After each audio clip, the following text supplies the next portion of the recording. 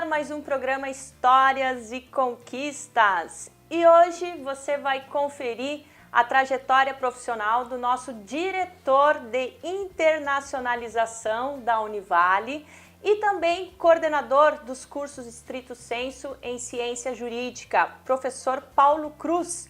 O nosso professor mais antigo da casa está aqui conosco para compartilhar os seus momentos como docente, entre outras conquistas. Professor, seja muito bem-vindo ao nosso programa. Muito obrigado pela sua disponibilidade. O prazer é nosso. Professor, vamos lá. O senhor, então, é o professor mais antigo da casa? Nós somos, na verdade, 2 ou 3 professores mais antigos, né? O professor Telmo Mesade também tem mais ou menos mesmo tempo de casa que eu, mas eu sou um dos mais antigos, efetivamente. Eu comecei na Univale em 1982, dando aula no Colégio de Aplicação de Ciências e Matemática. Era professor de Ciências e Matemática em 82. E depois fui evoluindo, né? Eu não digo evoluindo porque o professor de Ciências e Matemática é tão importante quanto um professor lá do doutorado. Mas eu fui me especializando, né? Fiz 2 especializações, depois fiz mestrado, depois fiz doutorado, fiz alguns pós-doutorados já. Então, ao longo desses 36 anos, eu passei por quase todos os níveis lá na universidade. Na verdade, por todos, né? Comecei lá no 1º grau e hoje leciono no doutorado, significa que realmente eu tive o privilégio, né, na nossa universidade de percorrer todos os caminhos, né, do ensino de 1º, de 2º grau, de graduação e de pós-graduação. São 36 anos, então, como docente. 36 anos de Univale. E que fatos lhe marcaram nesses 36 anos, de uma forma geral, assim? Olha, eu fui vice-reitor, não é? Num quadriênio. E esse foi um período bastante importante, né? Porque além do fato de eu ter sido vice-reitor, com isso nós conseguimos também administrar algumas questões políticas importantes na época para a universidade, não é? E durante esse meu período como vice-reitor, eu me propus a encaminhar 2 questões que para mim eram fundamentais. A primeira delas era a nossa previdência privada, que hoje é a Uniprev. Não é? Essa proposta foi então encaminhada ao então reitor Vilela, não é? Que a encampou. Não é? E hoje é uma coisa muito importante, porque a previdência privada na Univale permite que os professores, quando vão para a inatividade, vão para a aposentadoria pelo INSS, possam ter uma complementação importante, não é? Dos seus vencimentos depois de aposentados, que lhe permitam uma vida digna, uma existência de acordo com os padrões mínimos, né, de quem trabalhou a vida inteira, principalmente com a educação. Isso foi uma das coisas importantes que eu tive a oportunidade, o prazer e me orgulho de ter dado o passo inicial e ter feito a proposta e que depois foi encampada pela universidade. E a segunda foi a implantação do primeiro programa de mestrado da universidade, não é? O programa de mestrado em Ciência Jurídica, em 1995. Não é? Então já tem muito tempo. Que eu comecei, na época eu era vice-reitor, mas eu não era doutor ainda, eu estava fazendo doutorado. Não é? E então, depois que eu terminei o meu período de vice-reitor, terminei o doutorado em 98, não é? E me engajei lá no curso, fui ser primeiro assistente do então coordenador, o professor César Passold, e depois, quando ele teve um problema de saúde, eu assumi, não é, a coordenação e lá estou até hoje, né? Lá se vão 14 anos. Eu hoje sou também, aliás, eu tenho muito desses títulos de mais antigo. No Brasil hoje eu sou o coordenador de Stricto Sensu, mestrado e doutorado mais antigo, em todo o sistema CAPES, no país inteiro. Uau! Então eu estou 14 anos coordenando um pós-graduação. Experiência que não falta, então. experiência é o que não falta, mas foi muito gratificante, não é? O grupo de professores, a confiança, né? Eu passei pelos reitores, os reitores subsequentes ao reitor Vilela, né? Recebi deles toda a confiança, e agora, com o reitor Sequinel, eu também tenho uma missão bastante importante, que é encaminhar um passo seguinte no processo de internacionalização da Univale. Então, a nova diretoria, nós estamos agora, nesse momento, estruturando, né, a diretoria, mas muito também em função da experiência que nós temos com o próprio mestrado e doutorado stricto sensu. Vocês terem uma ideia, nós hoje temos em torno de 270 alunos de mestrado e doutorado, né? Desses, 90% estão em regime de dupla titulação, ou com a Itália, ou com a Espanha, ou com Portugal, ou com a Colômbia, ou com os Estados Unidos. 90% de todos os alunos que nós temos. E agora, por exemplo, nós estamos fazendo uma seleção para 36 alunos. 4 sem dupla titulação e os outros 32 com dupla titulação. Então, nós já temos aí uma quantidade muito expressiva de alunos dupla titulados ou dupla diplomados, né? Porque a pessoa que tem 2 diplomas, afinal de contas, tem 2 títulos, e quem tem 2 títulos tem 2 diplomas. Então, é toda uma discussão acadêmica sobre se deve dizer dupla titulação ou dupla diplomação. E isso é igual, né? Quem tem 2 diplomas tem 2 títulos. Então, escolham, pode escolher se querem dupla diplomação ou dupla titulação. Mas esse foi um processo e uma proposta que deu muito certo. Deu muito certo. Propiciou a ida para o exterior de muitos estudantes, mestrandos, doutorandos. Temos muitos mestres e doutores em dupla titulação com Perúdia, com Alicante, com Minho, né? Ainda não temos com os Estados Unidos, porque começou recentemente, né? Mas proximamente teremos também alunos em dupla titulação ou dupla diplomação com Delaware, com a Universidade de Delaware, a Delaware Law School, nos Estados Unidos, né? Nós estivemos lá no começo do ano passado, né? E iniciamos o processo também de dupla diplomação ou dupla titulação com Delaware, nos Estados Unidos. Então, essa experiência que nós tivemos no stricto sensu em ciência jurídica, nós queremos também aproveitar na diretoria de internacionalização, mas criando o que nós convencionamos chamar inicialmente, e ainda é provisório, é um nome provisório, de Univale Internacional, né? Que, para resumir, é o seguinte: um aluno de comunicação, por exemplo, que faz jornalismo na Univale, ele vai poder entrar, fazer um vestibular na Univale. No vestibular, ele já sabe que vai estudar na Univale, na Universidade de Perugia, por exemplo, na Itália, né, em dupla titulação ou dupla diplomação. Ele fará metade do curso na Univale, metade do curso em Perugia, receberá os 2 diplomas ao final. Um diploma válido no Brasil e um diploma válido em toda a União Europeia, o que é uma experiência fundamental. Muitos pais, por exemplo, durante a faculdade dos seus filhos, acabam permitindo que eles façam estágios no exterior. Isso continua no exemplo do jornalismo, porque é muito importante, não é? Essa troca de experiências e, claro, outros países. Esse tipo de atividade do Brasil é muito avançado, nosso jornalismo é muito bom, não é? Tem padrão mundial, mas claro que há experiências e claro que há inovações, inclusive tecnológicas, importantes no exterior, não é? E esse intercâmbio sempre é muito importante, não é? Porque os nossos alunos tenham, e isso efetivamente internacionaliza, não é? Nós queremos fazer isso com todos os cursos que se tenha condição. Os alunos entram já num processo de dupla diplomação ou dupla titulação no vestibular. Quando fazem o processo seletivo ou vestibular, já entram sabendo que vão fazer, não fazem a opção depois de estarem lá. Fazem a opção no vestibular, né?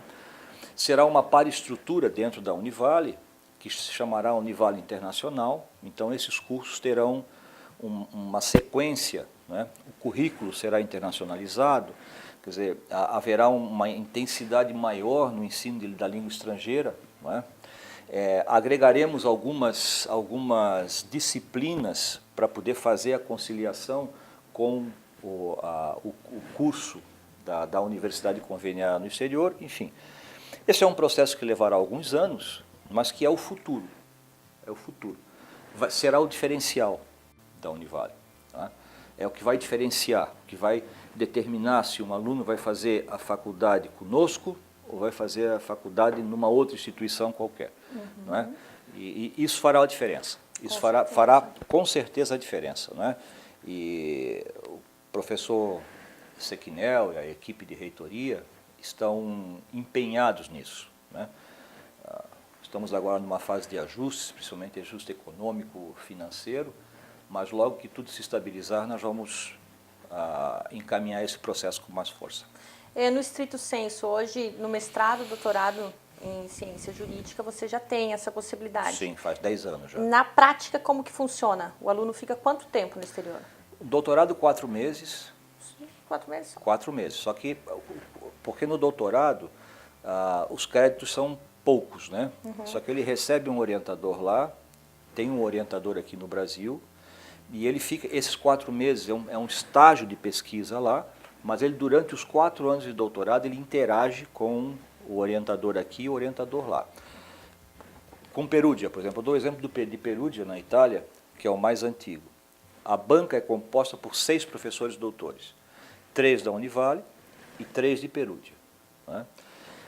Ele defende a tese em português, e aí então tem que apresentar um resumo em italiano, ou defende em italiano, no caso de um aluno italiano, e apresenta um resumo em português.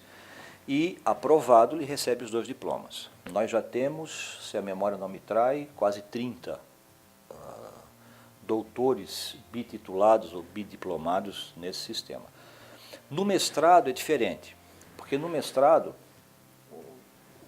o doutorado é sempre um curso mais voltado à pesquisa, né? No doutorado se forma pesquisadores, pesquisadores de alto nível, enfim, não é? E no mestrado nós formamos professores, não é? Mas também formamos os pré-pesquisadores, quer dizer, porque como o mestrado, no teu caso, né? Tu já fizesse o teu mestrado, então quando entrares no doutorado, tu vais levar para o doutorado os créditos que tu fizeste do mestrado. Né? Mas o mestrado ele é feito muito mais para formar professores, formar, não diria pré-pesquisadores, mas pesquisadores em estágio inicial, etc. Então, no mestrado em dupla titulação, por exemplo, com Alicante, mestrado em Direito Ambiental, os alunos ficam lá no exterior algo em torno de 2 meses até 3 meses para fazer créditos. Nesse caso, eles fazem créditos. No doutorado, eles não fazem crédito no exterior, eles fazem só pesquisa. Eles ficam lá aqueles meses para ambientação e ter contato com o orientador lá. No mestrado, não. No mestrado, eles têm que fazer metade dos créditos no exterior. Entendi. Não é? Porque a ideia de um curso e de outro são diferentes, né? A proposta de um mestrado é diferente da proposta de um doutorado. Com certeza. Não é? Então, na questão do mestrado, eles têm que fazer metade dos créditos lá. Também fazem uma banca com 3 membros.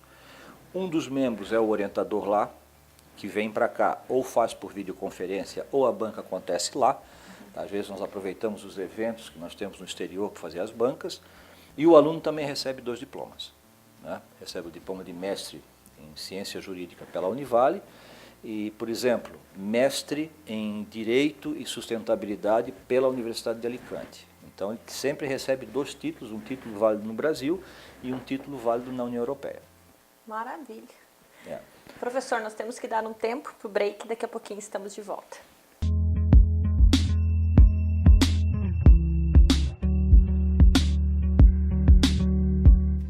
Estamos de volta hoje conversando com o nosso diretor de internacionalização da Univale, coordenador dos cursos Stricto Sensu em Ciência Jurídica, professor Paulo Cruz. É conhecido como o professor mais antigo da nossa casa. Eu talvez não seja o mais antigo, acho que o Theo é mais antigo que eu. Tá bom.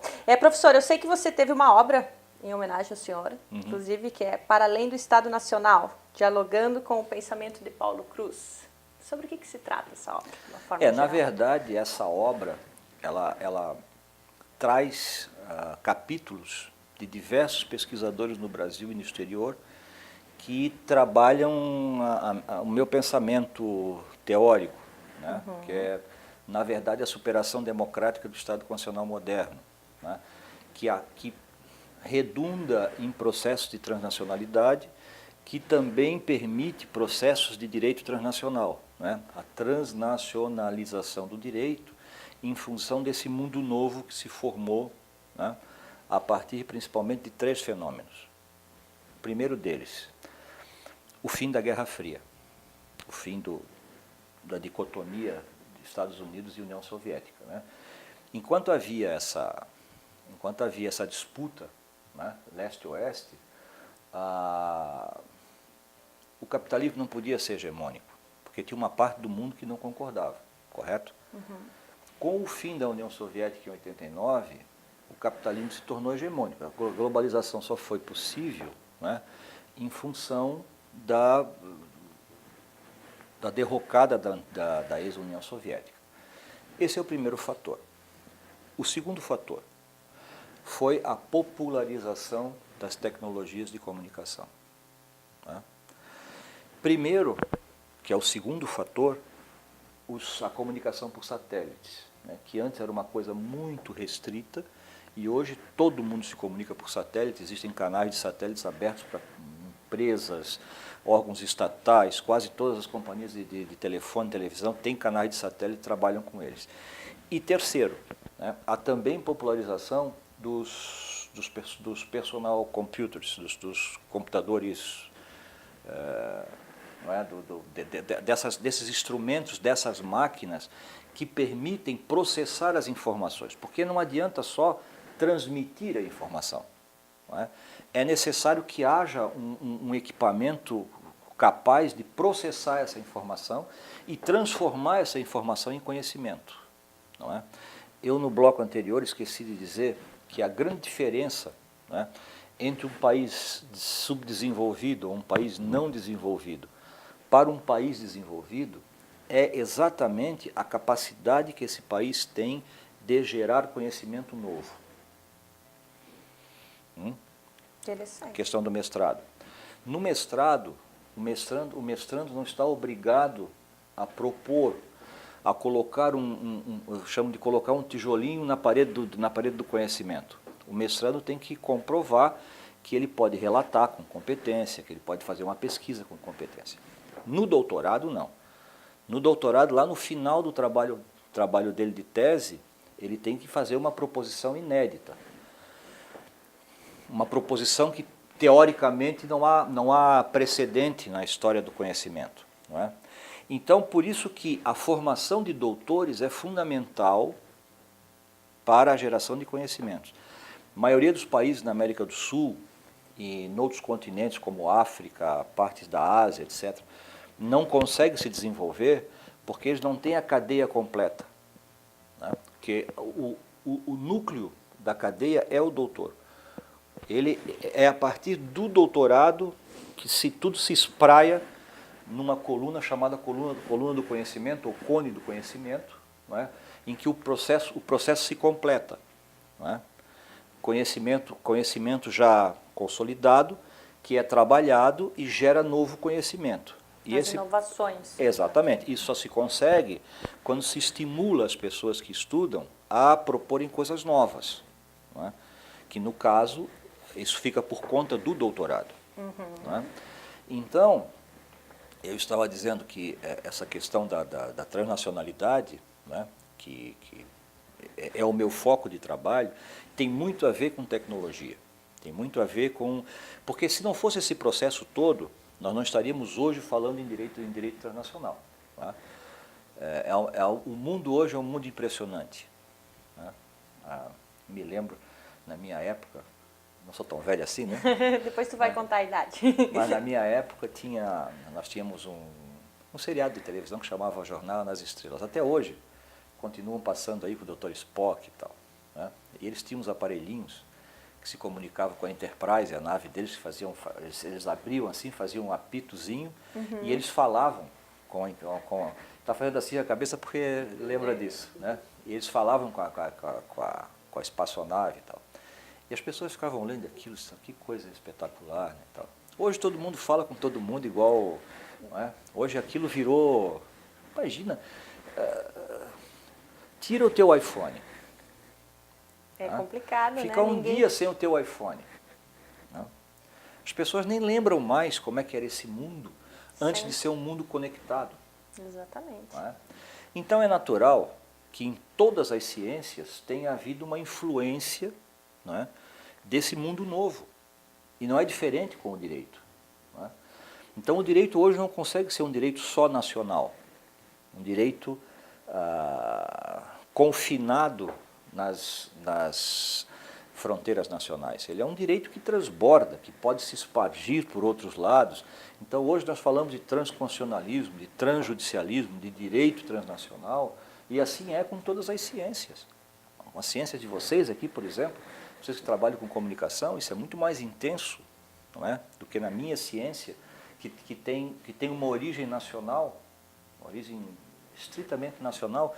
O direito foi criado a partir da Paz da Westfália, isso faz muito tempo, né? Foi lá no século XVI, século XV na Europa, quando depois da Guerra dos 100 anos, eles redefiniram as fronteiras nacionais na Europa e criou-se essa história da soberania. Né? O nome soberano, o rei era o soberano. Por que ele era soberano? Porque naquele território ele tinha soberania. Soberania é um conceito ilimitado de autonomia. A pessoa tem autonomia quando dizem assim, bom, tu tens autonomia para fazer o que tu quiseres. Quando é citada a palavra autonomia, significa que alguma limitação tu tens. Mas se por acaso alguém disser, tu tens soberania para fazer, tu já sabes que nesse território tu não tem limite. Não é? Então, como a nossa ciência, a ciência do direito, que passou pela teoria do Estado, enfim, ela nasceu soberana, foi muito difícil, está sendo muito complicado construir uma nova ciência jurídica, agora, que possa permitir a adaptação a esse novo cenário global. Não é? Com relação ao ensino, como que você vê a figura do professor há 30 anos atrás? O que o senhor acredita que mudou? As dificuldades, as facilidades com relação a hoje?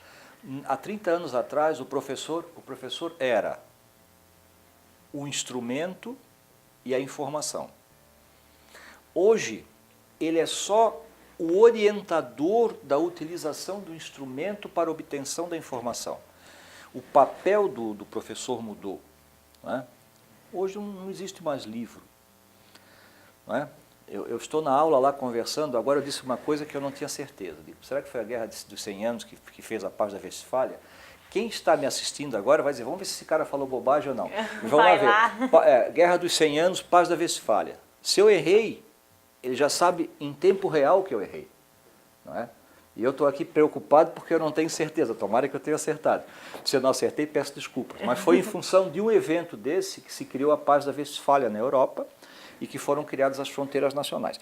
Então, o professor hoje tem um papel diametralmente oposto do professor antigamente. E ele tem que entender isso. O professor que não entende isso fica insistindo, imagina para essa juventude, né? Estou vendo o nosso cameraman aqui me assistindo com atenção, ele está numa idade que o mundo para ele é um grande desafio. Não é? Ele não é tão novinho assim. Ah, mas se não é, parece. Se não é, parece. Mas o mundo para ele é um grande desafio. Seguramente deve ter metade da minha idade. Então, o mundo para ele hoje é um grande desafio. Né? E ele sabe que as fronteiras das perspectivas dele, do conhecimento e tal, vão muito além daquilo que é local, regional ou nacional. Né? Porque ninguém mais pode ser formado com base apenas no conhecimento que circula no âmbito estritamente nacional. essa formação está pela metade, se for assim. Não é? Então, nós temos a obrigação de trabalhar a sociedade para que ela possa entrar de maneira republicana nesse mundo novo. Não é? Fazer com que tudo isso que está à disposição da sociedade hoje, em termos de tecnologia, não é? Seja colocado a serviço do interesse geral, não é? E não do interesse de alguns. Professor, nós temos que finalizar a nossa entrevista e no nosso programa nós temos um quadro que se chama Perfil, que é um jogo rápido de perguntas e respostas. Já sei o que vem. O senhor topa? Vamos lá? Vamos embora. Idade? 1958. Tá bom, não faz a conta. Vamos Tá. lá. Signo? Virgem. Família? O mais importante. Religião? Católico não praticante. Trabalho? Professor e advogado. Fracasso? Queria ser um bom jogador de futebol. E não foi. Nunca consegui. Meu pai jogava muito futebol e eu ganhei essa cintura cheia de... essa cintura dura da família da minha mãe, não conseguia. Por mais que eu... Qual o time de futebol que você... Fluminense e o Marcílio Dias. Glorioso Marcílio Dias. Sucesso? Foi a carreira, foi a família, foi minhas filhas, enfim. Isso para mim foi muito sucesso. Olha, não posso reclamar da vida. Ídolo? Ídolo. Talvez tenha sido Fernando Henrique Cardoso. Política? Capacidade, a política para mim é a capacidade de encontrar os meios. Não é? Política é muito diálogo e capacidade de encontrar os meios. E mão firme para comandar. Comandante que não comanda, melhor que fique em casa. Brasil? Em ebulição, mas caminhando, evoluindo. Isso tudo faz parte de um processo, do meu modo de entender, de evolução. Pior defeito? Mandão. Autoritário? Mandão, Mais ou menos. Mandão é uma forma de minorar o autoritário, né? Mas eu tenho essa mas estou tratando isso, estou agora mais. Maior qualidade? Eu sou muito, muito obstinado, não é? E sou muito regrado, então as coisas que eu faço eu levo até o fim, com muita obstinação, enfim, esses trabalhos que nós fizemos, nunca é só uma pessoa que faz, né? Nunca, mas esse trabalho que nós fizemos na internacionalização da ciência jurídica foi a base de muita obstinação, muito trabalho sério e muita disciplina. Tem que ser disciplinado. Minhas filhas, eu tenho 3 filhas, e elas sabem que disciplina é fundamental. Maior medo? Não tenho grandes medos agora, não. Não tenho medo de morrer, não tenho medo só de avião, não tem? Não tenho medo de avião.